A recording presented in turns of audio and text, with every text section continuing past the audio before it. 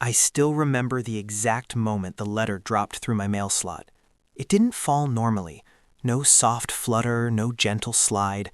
It hit the floor with a heavy, final thunk, like someone had thrown a brick wrapped in paper. For a moment, I didn't pick it up. Something about the weight of that envelope made my stomach twist. I could feel trouble radiating from it before I even touched it. But eventually, I crouched down, turned it over, and saw the logo that's been haunting me ever since. The HOA emblem. Clean, perfectly centered, almost proud. I tore it open with a finger that shook despite me trying to stay steady. Inside was one single sheet of paper. Short, cold, straight to the point. It said, "You have 10 days to vacate the premises. HOA has determined your property is no longer in compliance with community occupancy regulations." I read it 3 times before the words settled. 10 days. 10 days to move out of the house I'd lived in for 15 years. 10 days to abandon everything I'd built. 10 days without explanation. No prior warnings. No violations. Just exile. I felt a heat begin in the base of my neck and spread slowly, angrily through my body. But beneath the anger was something worse. Fear. Not the kind you feel when you watch a scary movie. No, this was the kind of fear that steals your breath, the kind that whispers that everything stable in your life is suddenly cracking under your feet. I paced my living room, replaying every interaction I'd had with the HOA in the last month. Nothing unusual. No arguments, no notices, no complaints. So why now?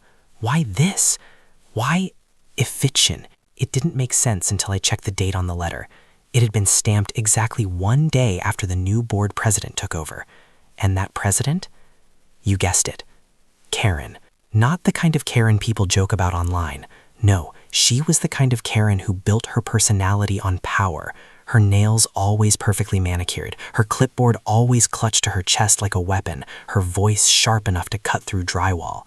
She had wanted control of the board for years, and 3 weeks earlier she'd finally seized it in a messy little internal coup that left half the neighborhood rolling their eyes and the other half terrified.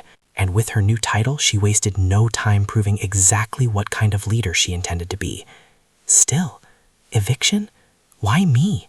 Why my house? Why suddenly? My hands clenched around the letter until the paper crumbled. I needed answers, now.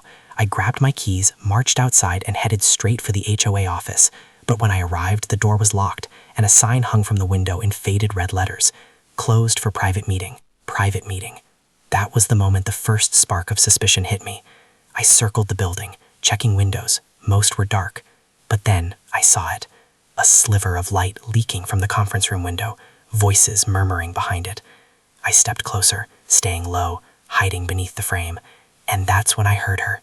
Karen's voice, sharp, smug, confident. "I told you," she said. "Once he's out, we'll be able to finalize everything." My heartbeat quickened. Finalize what? Who are they talking about?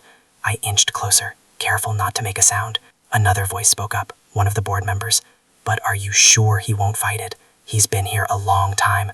Karen scoffed. "He doesn't matter. The vote passed. Once he's out, we move forward." A heavy silence followed, the kind that only settles when people are hiding something monumental. I leaned closer toward the glass. Too close. The window creaked. Every voice inside fell silent. I ducked instinctively, heart racing. The door burst open a moment later and footsteps approached.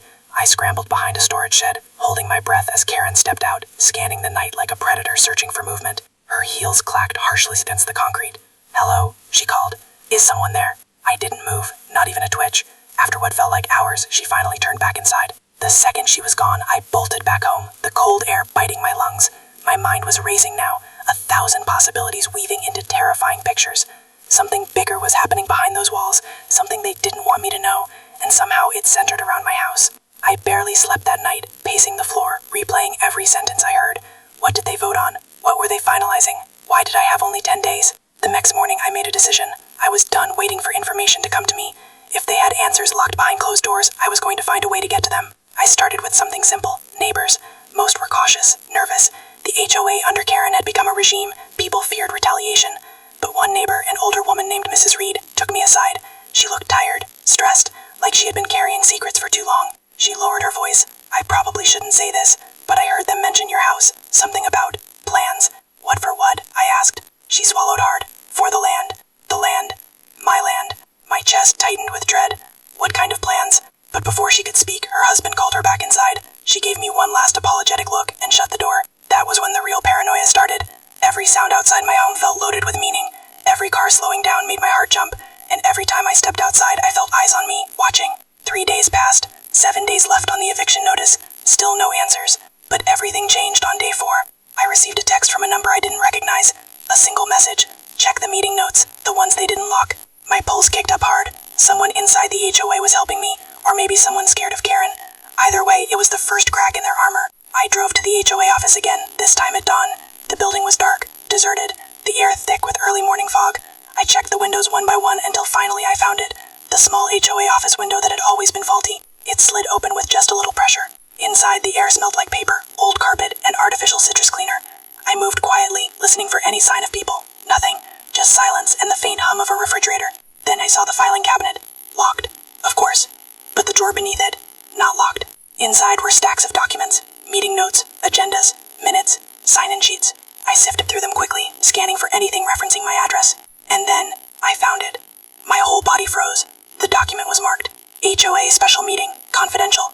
And under the agenda line, 3 words were typed in bold, Property Acquisition Proposal. I read the next lines with my hands trembling. This property board proposes to repurpose the property located at my address. Repurpose. The word alone felt like a punch to the lungs. Then I read further. The land parcel may be eligible for commercial redevelopment pending vacancy of current owner. Vacancy. They weren't evicting me because of a rule. They were evicting me because they wanted my land. A profitable redevelopment project. A deal behind closed doors. A project Karen needed approved before anyone knew. My house was in the way, but the next paragraph made me go numb. The prior appraisal confirmed severe depreciation after recent structural issues. Acquisition before public disclosure recommended. Structural issues. Appraisal. I never had an appraisal. My house wasn't devalued. They fabricated it. My vision blurred with rage. But then I reached the last page. Handwritten notes, scattered along the margin, in Karen's unmistakably sharp handwriting. Deadline tight. Remove occupant ASAP. Don't let him access maps. Potential trouble if he digs. Not a word about the deal until he's gone. 10 days equals enough time to clear house. I felt sick. Physically sick. Like my body was rejecting the reality of what I was reading. I stuffed the papers into my jacket, closed the drawer, and slipped out the window before sunrise hit the parking lot.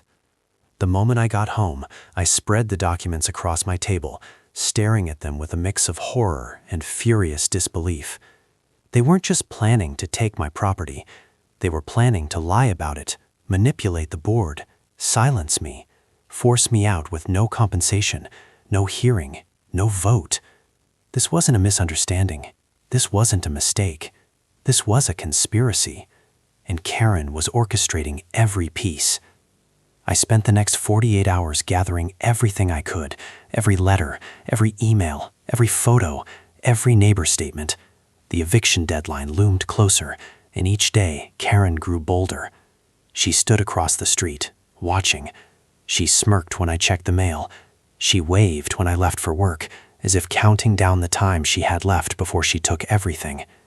But what she didn't know was that I wasn't preparing to move. I was preparing for war. On day 9, the HOA called an emergency board meeting. Private, of course. But this time, I wasn't going to hide outside. I walked in through the front door with a folder of documents in my hand. The room went dead silent. Karen's jaw tightened. This meeting is private. I ignored her and placed the documents on the table. The board members exchanged confused looks. Then I said the sentence that changed everything. I know about the redevelopment deal, and I know you're trying to steal my land to make it happen. Karen's face collapsed into something twisted. Shock, fury, terror, all fighting at once. You have no right. I cut her off. These are your notes, your handwriting, your proposal, your lie. A board member grabbed the paper, eyes widening. Another stood up, shaking his head. The room erupted into whispers, arguments, disbelief. Karen lunged forward, snatching at the documents, but I pulled them back. One man, the treasurer, asked in a trembling voice, "Is this real? Karen, did you do this?" She stammered, "You don't understand. This is strategic. This benefits the entire community." "No," I said. "This benefits you and whoever promised you money for my land." The room fell completely still. Karen froze like a cornered animal.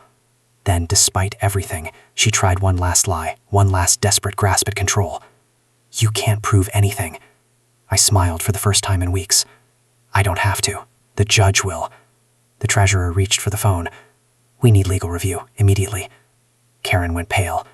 Someone asked me to leave the room so they could deliberate. I didn't sit in the hallway. I stood, and I listened, and I heard the exact moment Karen's power shattered. The treasurer said, "We can't back her. This is fraud." Another member said, "We could be liable." Then the final blow. "She needs to step down." 10 minutes later, they let me back in. Karen wasn't at the table. She wasn't in the room. She wasn't even in the building. She had run. The treasurer looked exhausted as he spoke. "Your eviction is void. Permanently. We're launching an internal investigation, and the redevelopment project is over." I didn't say anything. I just nodded. Slowly, deeply. As I walked outside, the evening sun washed over the neighborhood, warm and forgiving. For the first time in weeks, my house didn't feel like a target. It felt like home again. That night, a neighbor knocked on my door, Mrs. Reed's husband. He handed me a small envelope. "She left this on her porch before she fled," he said. "Thought you should have it." Inside was a single sheet of paper. Karen's handwriting again. Messier this time. Angrier. Panicked. "You weren't supposed to find out." That was the entire note. No apology. No excuse. Just raw frustration that I didn't obey. That I didn't break. That I didn't collapse under her pressure. I folded the paper and put it next to the eviction letter. 2 reminders of what happens when someone thinks power gives them the right to destroy your life. But the truth, the real truth, Karen wasn't the first person to try to take something from me. But she was the last to think I wouldn't fight back. And when the meeting notes hit the board table that night, the entire room went silent. Because sometimes the loudest justice comes from the truth no one